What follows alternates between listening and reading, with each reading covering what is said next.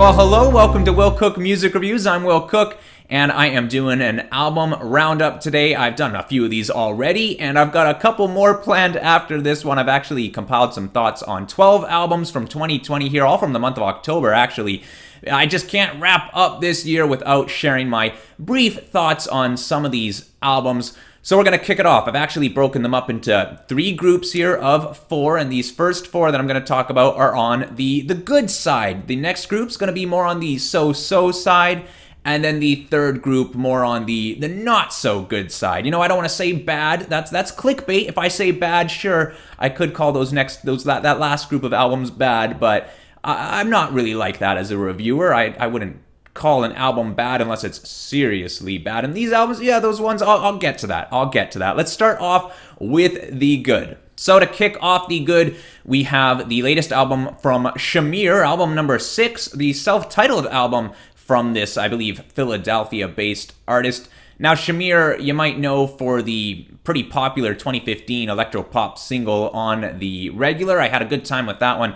Didn't ever really get around to digging into his other stuff, though, over the years. It's just now this year that I finally kind of got around to catching back on to him. He actually released an album earlier this year that I never did end up listening to, but I've jumped on board with this one, and I'm definitely glad I did. Now, I don't know how long he's been pushing this new direction, but this album is far removed from the sound of his On the Regular days.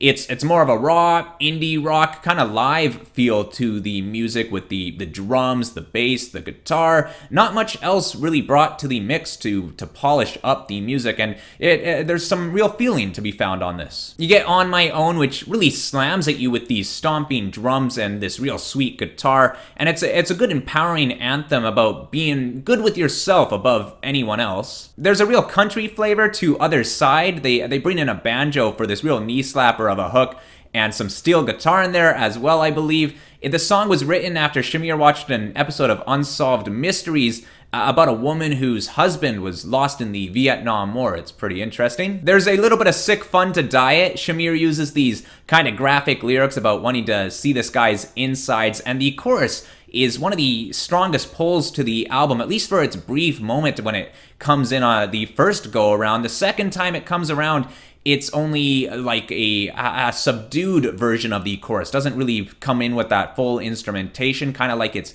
leading into the chorus, but just does it the one time through without that backing instrumentation to really give it that extra push. So I really do wish Shamir would have pushed this chorus a bit more. The third go around, it just kind of half does the hook. So yeah, a little bit lacking there. And then the song I Wonder moves a little slower than some of these, but it builds to one of the biggest peaks of emotion on the album with its bridge using those distorted instrumentals. Shamir's counter tenor vocals are just ridiculous. And the absolute peak of this album comes with Running, the best song I have heard from Shamir without a doubt.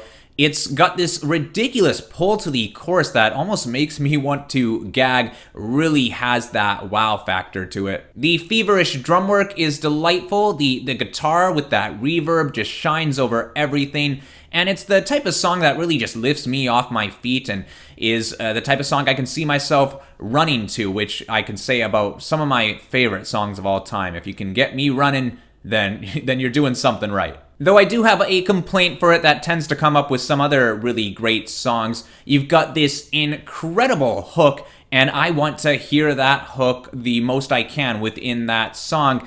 And typical format for a song, plays it through 3 times, but every once in a while you'll hear them do the old 2 choruses and then an outro, and that's pretty much exactly what Shamir decides to do with this one, but it's just too good for this type of format. You've got something so powerful, and it even works to the point coming into that bridge to the outro where it's like you've got the space, move into that hook for one final surge of extra powerful feeling. You know, when you have a great hook, you play it through twice normally, and then you go into that third chorus, and that's the time where you really get that final rush. And it was a missed opportunity that he just didn't really capitalize on, I think. So guess it's just one to play on repeat. At the end of it all, I would give this album a solid 7 purple pigtails out of 10. All right, next up we have Hundredth with Somewhere Nowhere. Now, this South Carolina band took on a huge change in their sound over recent years. I found them back in, I think, 2014, and they were a full-on melodic hardcore band. And then all of a sudden, their 2017 album took on this dreamy shoegaze alternative sound. I legit thought it was a different band, but no, it's the same guys, just drastically changed up their sound, and all the respect to them. Pretty cool to hear this singer go from those screams to this really chill kind of synth wave sound. And they continue that here. This is their second album in this new direction, light, easy, chill, kind of floating feeling to the music, but also a real melodic pull to this stuff. You get nice reverb on the guitar, real prominent and easy to grab onto bass, lots of bubbly synth keys, and the drums play a big role in this stuff, really driving the pace with absolutely solid and super tight beats. I was a little apprehensive going into the album. It's 14 songs at over 50 minutes, and I definitely am an impatient listener these days, and it's not often I find an album that pushes past the 45-minute mark, keeping my interest.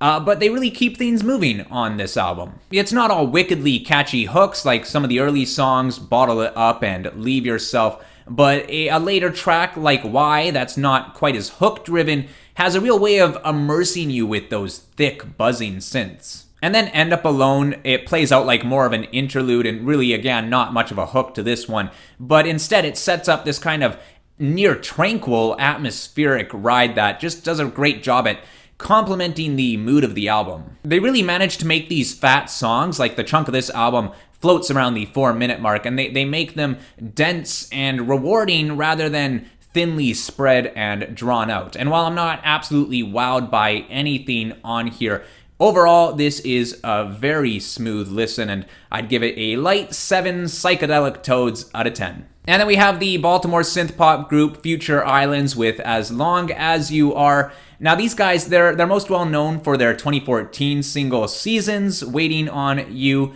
Pitchfork rated it the #1 song of 2014, which was crazy for me to find out. I don't usually agree with them on much. I wouldn't call it my #1 song of 2014, but it was a great discovery, and so I'm stoked to see Pitchfork was all behind it. It outplaced artists like Run the Jewels, Beyonce, FKA Twigs. And a big part of why this song got so much attention is because of their performance of it on Letterman, their network television debut. They performed this song, and frontman Sam Herring is quite the performer, and he went all out.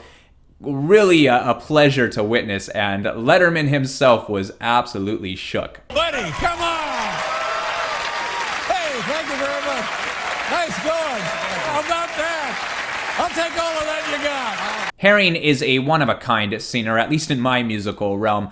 Really an incredible sound to his voice, but it might not be for everyone, as was shown by the distaste my mom showed for the band. And I can see that, you know, his voice does tend to walk the line of being a little bit overbearing, especially for some, I'm sure, but you just can't deny the amount of emotion this guy puts into his delivery, whether it be on one of the more explosive songs like Seasons or on one of their more subdued, like you'll find in a lot of their stuff. And this album holds its share of softer deliveries: I Knew You, City's Face, The Painter, Moonlight, Thrill. But it's not often I find myself getting bored. You get these dazzling synths and quick drum patterns that really hold these songs up, and you just get so much feeling from Herring. Especially on Thrill, it's a song that I feel like could be an incredibly impactful listen for a lot of listeners. And it comes close to breaking that barrier with me, just falls a little bit shy of being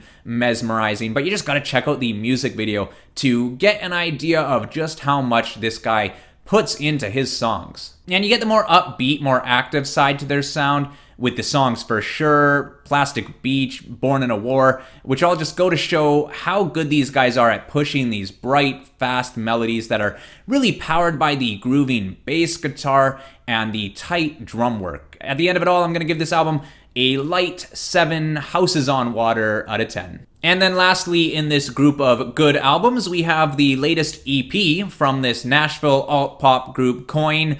Indigo Violet, it's 4 songs, 13 tight minutes. This is the kind of music I want to hear from Coin, or it might just be the fact that they're better for me in smaller doses. They had that 14-song, 45-minute album, Dreamland, earlier this year, and it was just too much pretty mediocre alt-pop at once to handle. Now, Coin has said that this is the first EP in a series of EPs set to be released in the near future, organized by theme and color, and they're falling under the Rainbow Mixtape title. It looks like they said each color EP is a different corner of our brains. They're playing with different genres, different musical themes. This one being contemplative, moody, early 2000s rock vibes. You get a few good songs on this and one absolute standout. You got the chill, cute poppiness of Sort It Out. Make It Stop is pretty somber. I believe Chase Lawrence, the frontman, wrote it after finding out that his dad had cancer. And then I Feel Alive. A great energy to this one, and it goes to a great cause too, it turns out. Chase's mom worked with humanitarian efforts in Zambia. They even sample some audio from a video she took while there.